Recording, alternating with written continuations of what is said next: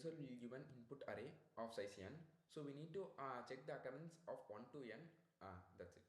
So here first I am getting the input from the user, so which is the size of the array. So for example, if the user gives an array of size 5, so first input will be 5, and then after getting the input from the user, the size of the array, so now I am declaring an array and initializing it to 0. So how I am initializing it is 0. I'm partially initializing the array without giving any value. So it will update the array elements with 0.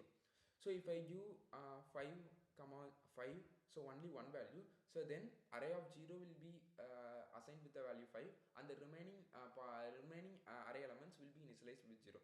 So here I have not given any values, so all the elements will be initialized with 0. So now the array of 5 will look like this.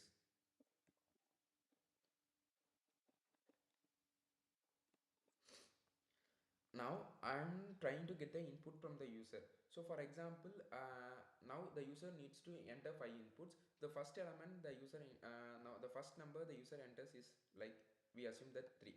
So now if the user enters 3, so I need to increase the count of 3 with 1.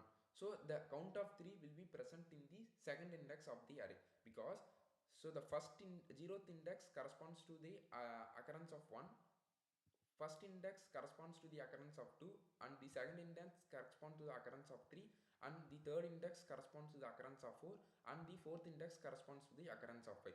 If the user enters 3, so I need to increment the occurrence of 3 by 1. So I need to increment the index 2 by 1. So for that only I have put a minus 1. So because the array is always starts with the index 0, so I am putting a minus 1 here. So I am just incrementing that occurrence by 1. So why this condition means, so for example, if an user enters 5 and if we give some negative value, we no need to count them. So if he does, so this logic will fail, because it will search for example, if an user enters minus 1, so we will be checking minus 2 index. There will be no negative index, and we will get some error. So for avoiding that cases, we are using this if condition.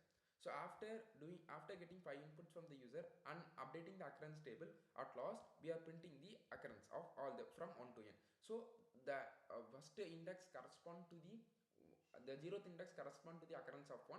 So correspondingly up to the n minus 1 index correspond to the nth occurrence. So that's it.